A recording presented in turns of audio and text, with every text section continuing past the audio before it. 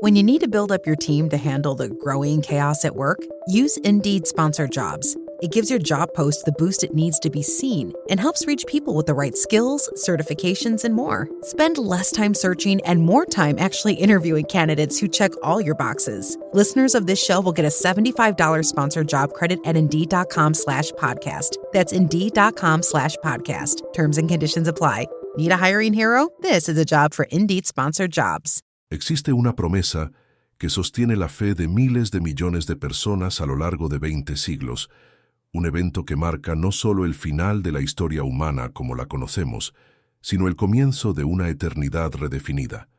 Es la promesa que el mismo Jesús de Nazaret, el hombre que caminó sobre las aguas, el que resucitó de entre los muertos, regresará.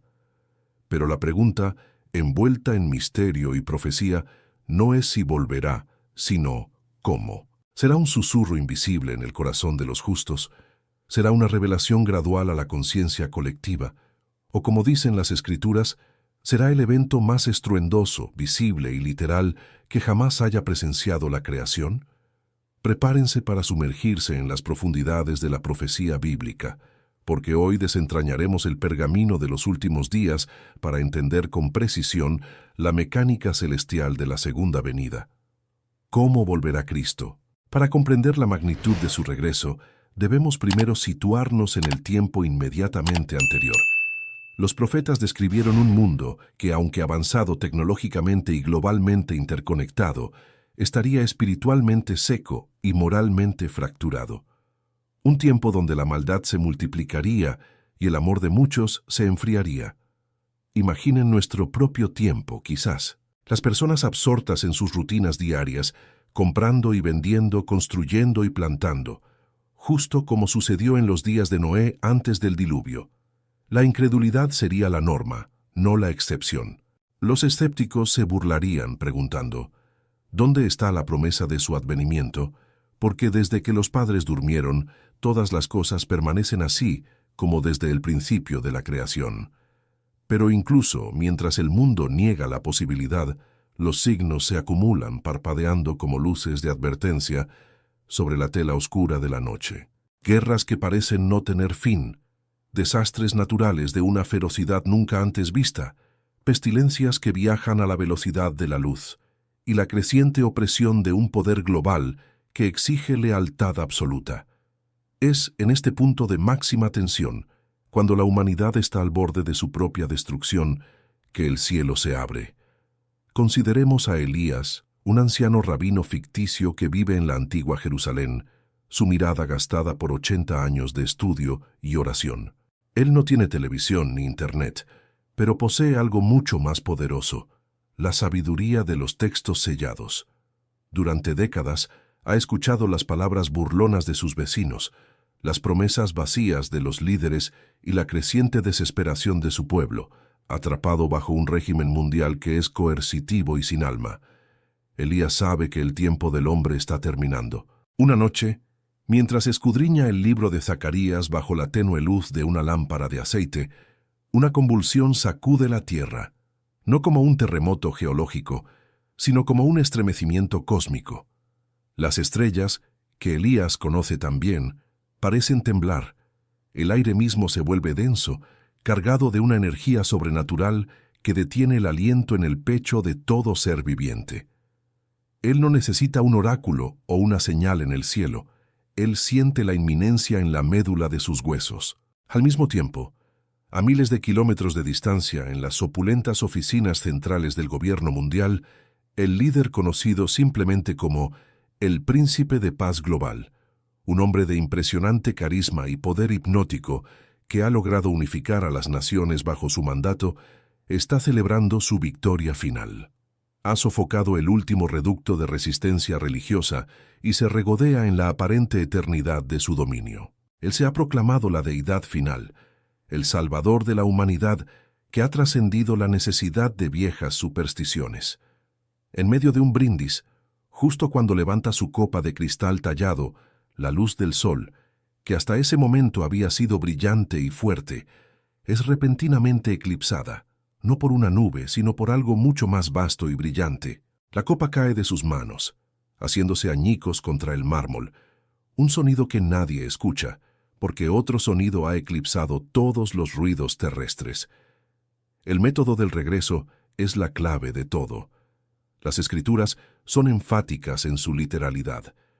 No será secreto, no será silencioso, será un evento que rompe la realidad. El apóstol Pablo, escribiendo a los tesalonicenses, describió este momento con una precisión cinematográfica asombrosa. Dice que el Señor mismo descenderá del cielo. Esto implica un movimiento físico, una trayectoria desde el reino espiritual hasta nuestra dimensión tridimensional. ¿Y cómo será anunciado? Con 3 elementos que son inconfundibles, 3 señales sonoras que penetrarán toda barrera de sonido y resonarán en la conciencia de cada ser humano en la tierra. El primero es el grito de mando. Piénsenlo, la voz de la autoridad suprema, el mismo verbo que ordenó a la creación existir. Esta voz, que en la primera venida se manifestó como el balbuceo de un bebé en Belén, ahora será el rugido del juez. Este grito es la orden de movilización cósmica. La atmósfera se rasgará al oír esta voz, que no es humana ni angelical, sino divina. Es la señal que le dice a la creación entera, a los muertos que duermen y a los ángeles que sirven, que el tiempo ha expirado. El segundo elemento es la voz del arcángel, tradicionalmente identificado como Miguel, el jefe de los ejércitos celestiales. Esta voz es la del heraldo, el precursor que anuncia la llegada del rey.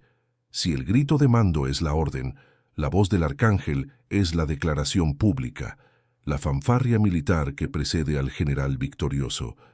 Es una voz de poder inmenso que resuena con la autoridad de un comandante que nunca ha conocido la derrota. Pero el tercer elemento, quizás el más icónico y dramático, es la trompeta de Dios. Esta no es una trompeta de bronce o de plata forjada por manos humanas. Es el shofar divino, cuyo sonido es la firma audible de la intervención celestial. Piensen en el sonido. Es un sonido que no se puede describir con categorías terrestres, un sonido que viaja a través del tiempo y el espacio, penetrando tumbas de mármol, océanos profundos y densas junglas. Este sonido tiene un propósito singular y primario: despertar a los muertos. En ese instante, al sonar la trompeta, los creyentes que murieron a lo largo de los milenios, desde Abel hasta el último mártir de los días finales, se levantarán de sus tumbas. Sus cuerpos, transformados en incorruptibilidad y gloria, se unirán a sus espíritus que regresan con Cristo.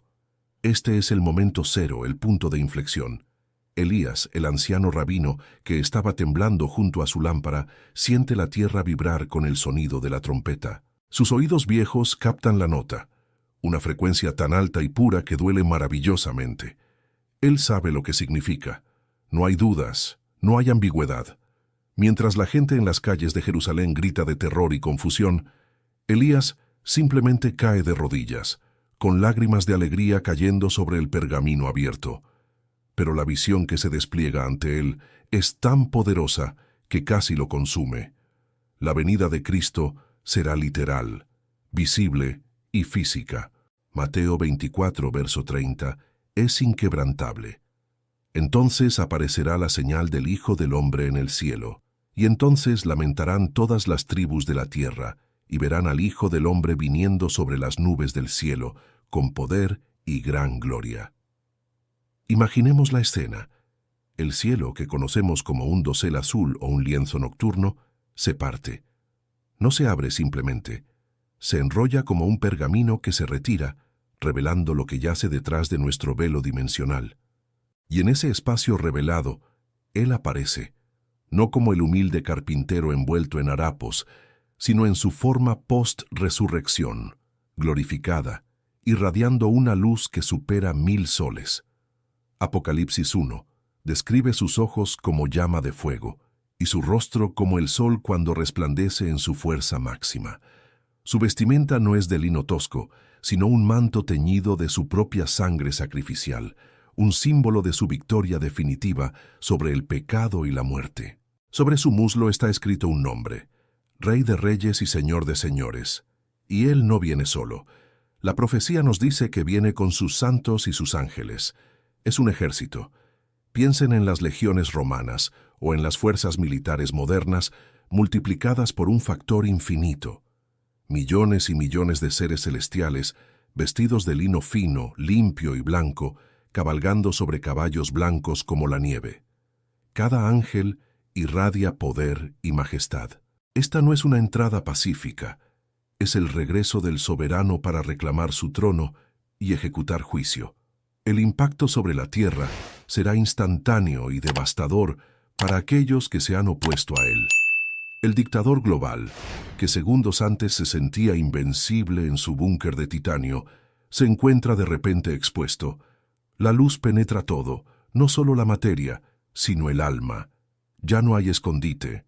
Los reyes de la tierra, los grandes, los ricos, los capitanes, los poderosos, y todo esclavo y todo libre se esconderán en las cuevas y entre las peñas de las montañas, y dirán a las montañas y a las peñas: «Caed sobre nosotros y escondednos del rostro de aquel que está sentado en el trono y de la ira del Cordero, porque el gran día de su ira ha llegado. ¿Y quién podrá sostenerse en pie?». La ironía es dolorosa.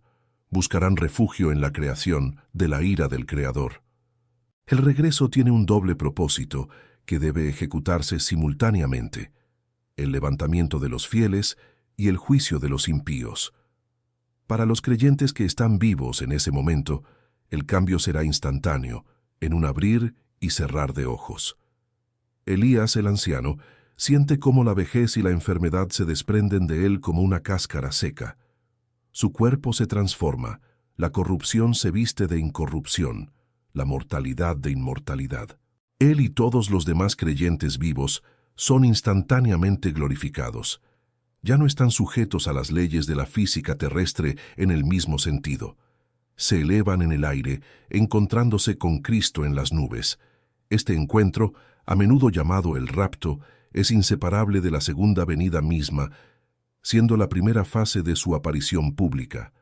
Es el encuentro triunfal del Rey con su corte y su novia, la Iglesia. Imagina a un joven, tal vez un escéptico que acaba de convertirse días antes, que es testigo de cómo su madre, una mujer de fe inquebrantable, es elevada. Él observa con terror y asombro cómo los cuerpos se liberan de la gravedad y ascienden hacia la luz incandescente. Él clama, suplicando, y en ese momento de terror y esperanza, su propia transformación ocurre. La pesadez del mundo desaparece, el dolor se desvanece, la realidad se convierte en gloria. Este grupo de creyentes resucitados y transformados ahora forman parte del ejército celestial. Ellos regresan con él, montados en los mismos corceles de luz. Mientras los redimidos se reúnen, el juicio cae sobre los que permanecen. La segunda venida culmina con la batalla de Armagedón. Este no es un conflicto donde las fuerzas humanas tienen alguna esperanza. Es una demostración unilateral de poder divino. Los ejércitos mundiales, reunidos en el valle de Megiddo para su último acto de rebelión contra Dios, son confrontados por la gloria pura. Juan, en el Apocalipsis, describe la visión más asombrosa. De la boca de aquel que cabalga el caballo blanco sale una espada aguda. Esta espada no es de metal, es la palabra de Dios, el instrumento de su juicio. Con esta espada golpeará a las naciones. La derrota de las fuerzas terrestres es total y absoluta, lograda sin combate en el sentido humano. El simple poder de su presencia, su voz, su mandato, desintegra la resistencia. El príncipe de paz global, el que se había sentado en el trono de su propio ego, es capturado junto con el falso profeta, y son arrojados vivos al lago de fuego que arde con azufre. Es la terminación abrupta y violenta de la era de la rebelión humana. La visión es tan vívida que debemos detenernos en la inmensidad del detalle. La luz que emana de Cristo no solo ilumina, sino que purifica. Montañas se derriten ante su presencia. Las formaciones geológicas de la Tierra se reestructuran. La topografía del planeta cambia drásticamente. Zacarías predijo que cuando él ponga sus pies sobre el monte de los olivos, el monte se partirá por el medio, de este a oeste, formando un valle muy grande. La geografía se altera para reflejar la llegada del monarca. Y aquí viene el elemento central de la segunda venida, que la diferencia de cualquier otra teoría esotérica. La segunda venida es el establecimiento del reino mesiánico, el milenio.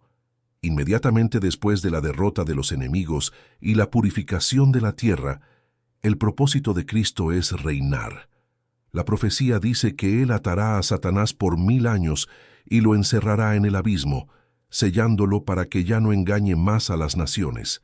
Por primera vez desde el jardín del Edén, la tierra estará libre de la influencia maligna del adversario.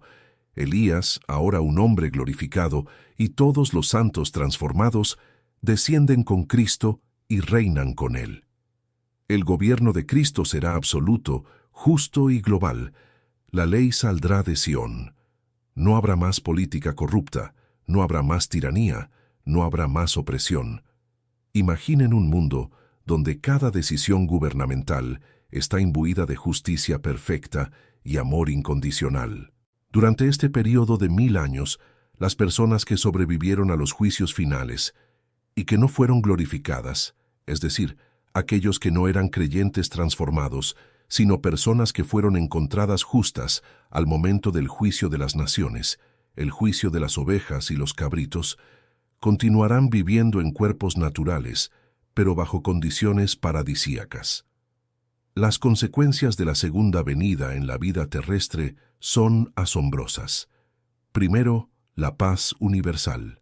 Isaías profetiza que convertirán sus espadas en rejas de arado y sus lanzas en podaderas. Las naciones no alzarán espada contra nación, ni se adiestrarán más para la guerra. Piense en la vasta cantidad de recursos, de energía humana, de intelecto, que actualmente se dedica al conflicto. Todo ese poder será redirigido a la creatividad, la agricultura y el florecimiento de la cultura.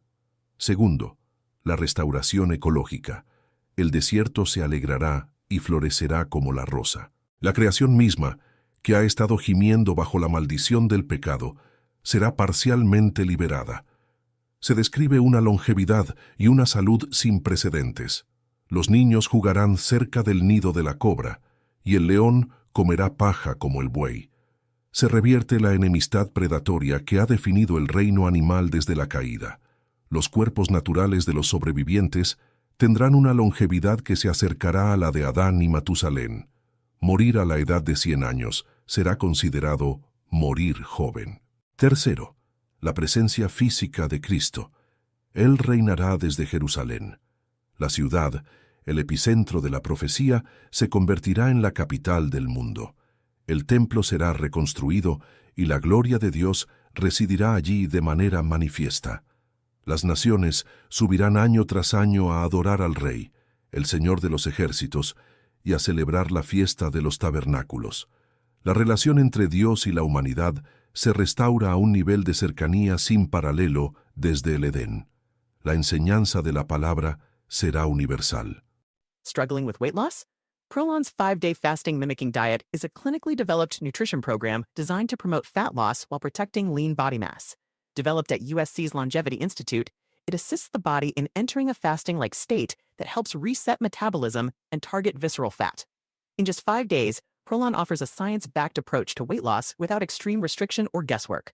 Get 15% off plus a $40 bonus gift when you subscribe at prolonlife.com/now. El conocimiento de Dios cubrirá la tierra como las aguas cubren el mar. Pero esta era gloriosa no es el final. Es la resolución, pero no la eternidad final. La duración del milenio, 1000 años, es crucial, ya que demuestra la paciencia de Dios y su deseo de gobernar a través de su Hijo visiblemente, dando a la humanidad una última oportunidad de experimentar un reino perfecto. Al final de los 1000 años, Satanás será liberado por un corto tiempo. Las Escrituras dicen que esto sucede para una prueba final. Aunque la tierra haya conocido la paz, la justicia y la presencia directa de Dios durante un milenio completo, la naturaleza humana, incluso en ese estado de relativa bendición, demuestra que la rebelión puede surgir de nuevo. El diablo sale a engañar a las naciones y un gran número de personas se unirá a él, en una revuelta final contra Jerusalén. Esta última rebelión será instantáneamente sofocada por fuego que desciende del cielo, y el diablo será arrojado para siempre al lago de fuego, donde ya están la bestia y el falso profeta. Este evento marca el fin del milenio y el comienzo del juicio final, el juicio del gran trono blanco. La visión del gran trono blanco es el momento en que todos los muertos que no fueron levantados en el rapto, todos los que murieron fuera de la fe en Cristo a lo largo de la historia, son resucitados en cuerpos mortales para presentarse ante el juez. El mar entrega a sus muertos, la muerte y el Hades entregan a sus muertos, y se abren los libros. Se abre el libro de la vida y los libros que contienen el registro de las obras de cada individuo.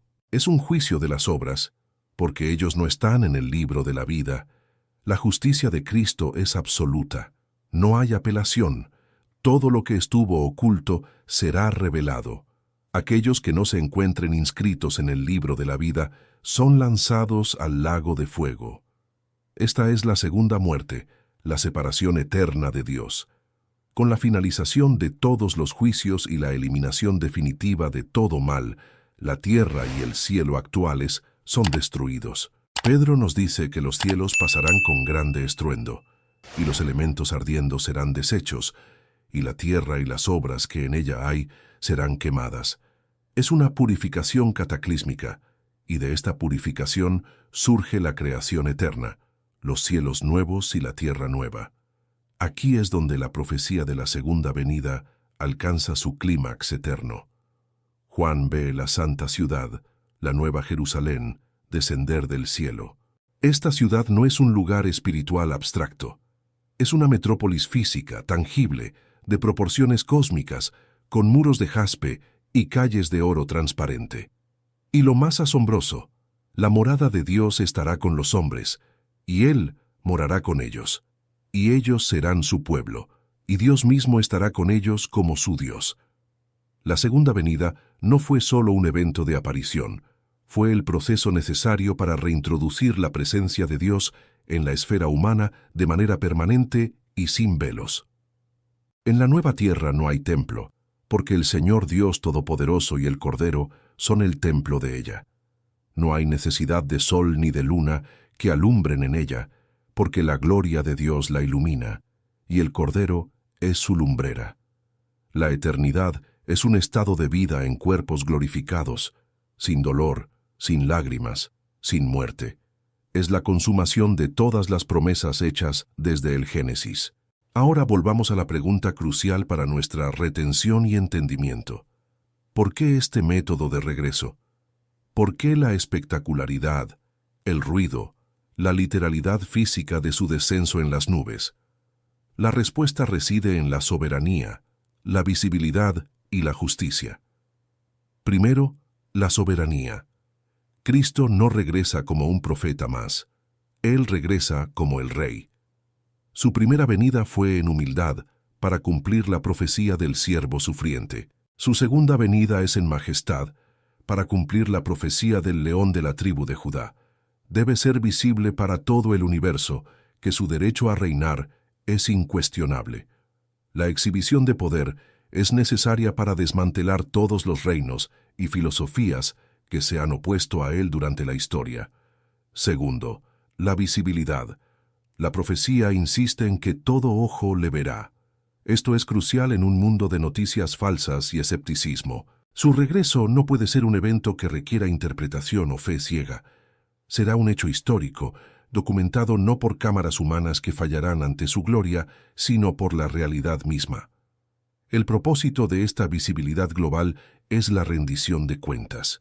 Nadie podrá decir que no fue advertido. Nadie podrá alegar ignorancia. La manifestación física de su gloria es su última y definitiva prueba. Tercero, la justicia. El juicio debe ser ejecutado en el mismo lugar donde fue negado.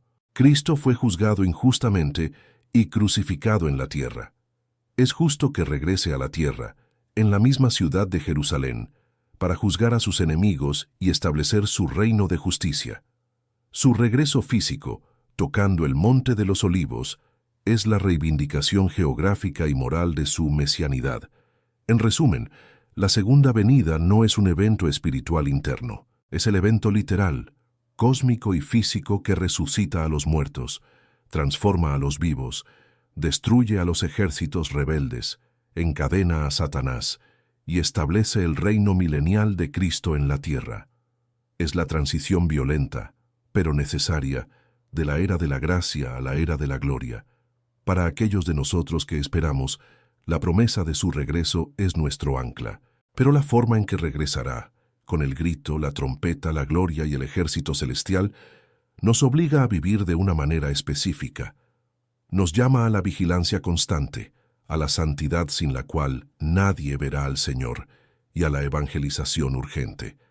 Porque si sabemos que el Rey regresará de una manera tan visible, tan innegable, ¿cómo podemos dormir en la complacencia? Elías, el anciano transformado, ahora cabalga en los ejércitos del Rey. Su rostro irradia la misma luz que el cuerpo de Cristo, pero menor reflejada.